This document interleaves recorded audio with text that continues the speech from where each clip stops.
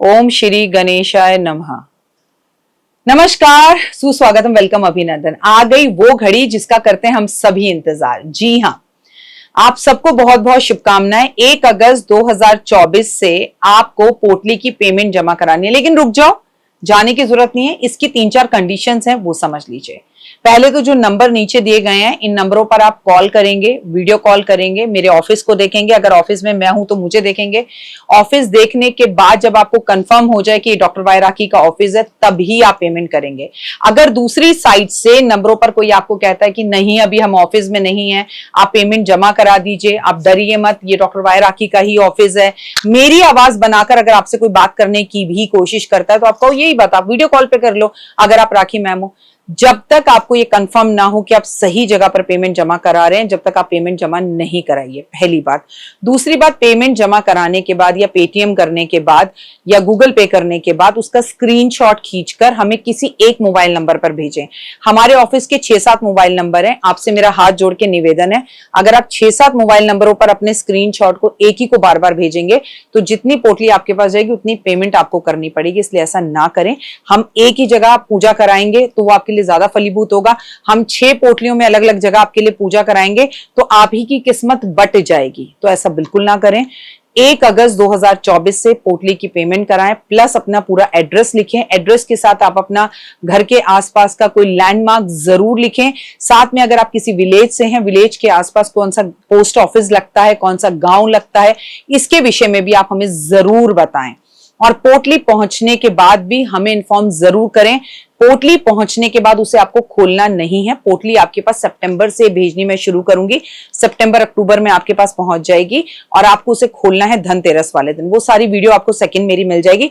फिलहाल 1 अगस्त 2024 से आप पोटली की पेमेंट करवाना शुरू कर दीजिए, लेकिन वीडियो कॉल में देखने के बाद कमेंट्स में जय माता दी।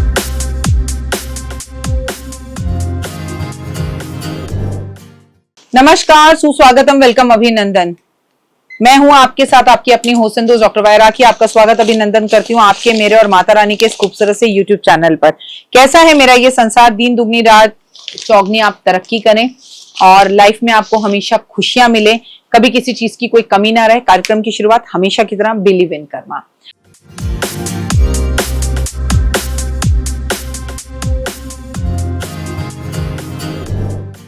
सोने की माला पहनोगे तो चोर की नजर रहेगी, सोने की माला पहनोगे तो चोर की नजर रहेगी, और तुलसी की माला पहनोगे तो मक्खन चोर की नजर रहेगी। ओए होए, कितना खूबसूरत किसी ने लिखा है, और लिखने वाले की जो भावना है वो भी समझ में आ रही है।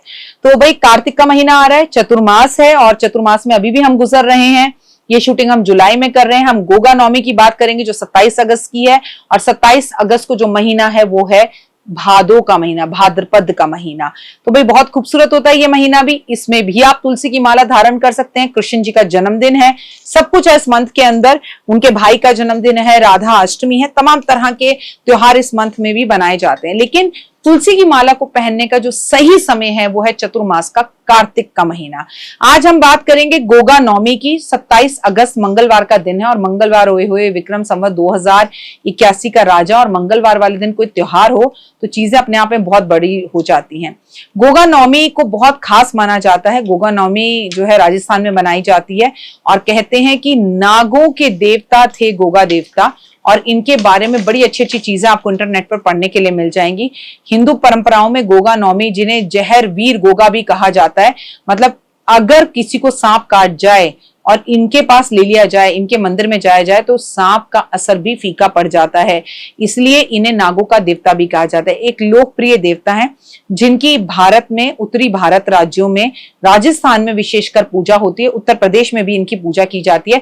कई जगह पर पंजाब में भी इनकी श्रद्धा से पूजा की जाती है।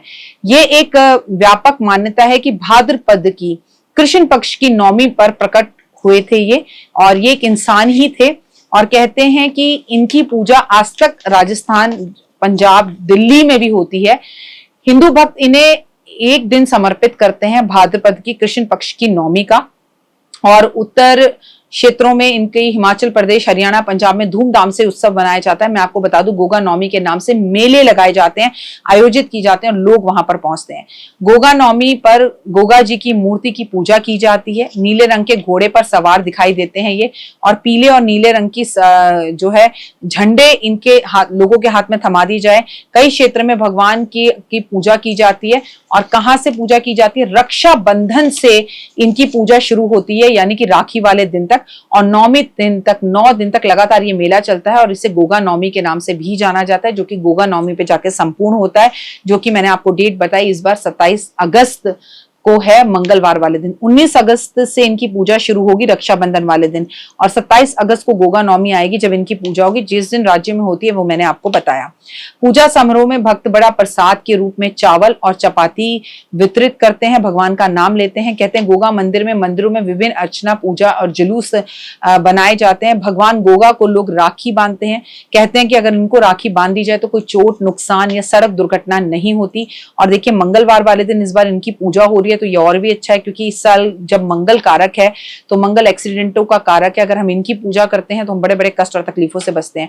इसके अलावा गोगा नवमी उत्तरी भारत, पश्चिम में ग्रामीण क्षेत्रों में मनाई जाती है, और कहते हैं कि अगर आप इनकी पूजा करो तो आपको सांप का डर नहीं रहता। इन्हें सांप के देवता बोला जाता है।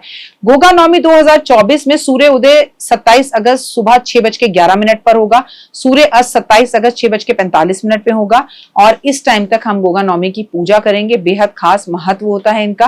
कहते हैं शक्तिशाली राजपूत राजकुमार के रूप में ये जाने जाते हैं, और ये जो विषीले सांप होते हैं उनको नियंत्रण कर लेते हैं। अलौकिक शक्तियां थी इनके पास। एक दिन अनुष्ठान के लिए एक भाग उनकी कहानियों पर भी निर्धारित किया जाता है। कई अलग अलग कहानियां हैं इनकी। सांपों और अन्य बुराइयों से ये हमारी सुरक्षा करते हैं। जिन्हें बच्चा ना हो रहा हो वो भी इनके पास जाते हैं, और ऐसा माना जाता है कि इनके अपने बच्चे को अगर एक बार इनकी दर्शन करवा लिए जाए तो बच्चा किसी बुरी भी संगत में नहीं पड़ता। इसलिए इनकी विवाहित महिलाएं जो है गोगा नवमी की पूजा करती हैं और बच्चों की भलाई और उनकी लंबी उम्र के लिए इनसे प्रार्थना करती हैं। और जिन्हें संतान नहीं हो रही हो वो भी जाकर अगर गोगा देवता के दर्शन करें गोगा नवमी वाले दिन, यानी कि 19 अगस्त से लेकर अगर 27 अगस्त, इन 9 दिन में कभी भी ये 9 दिन का मेला होगा जो राजस्थान में बड़े धूमधाम से लगाया जाता है, आप इनके दर्शन करें तो आपको इससे बहुत लाभ होता है। कहते हैं कि इन्होंने दुश्मनों का बड़ा नाश किया था, और सांपों से या किसी भी बुरी आदत से आपका बच्चा कहीं फंसा हो, बुरी निंदा या तकलीफ के अंदर, तो वो इससे बच सकता है। देखिए ना, इंसान थे ये हमारी और आपकी तरह। कहते हैं, अब ये कितनी सच्ची कहानी है इसका तो मेरे पास कोई तथ्य नहीं है, कि ये घोड़े पर बैठकर हमेशा युद्ध करने के लिए जाते थे। एक बार ये घोड़े पर बैठकर युद्ध करने के लिए गए, सामने लोगों को मार रहे थे, तो दुश्मनों ने इनका सर काट दिया। इनका सर नहीं था, लेकिन लोग बताते हैं कि 1 घंटे तक इनका धड़ जो है हाथ में तलवार पकड़कर दुश्मनों को मारता रहा। तब लोगों को इस बात का एहसास हुआ कि ये कोई आम इंसान नहीं है।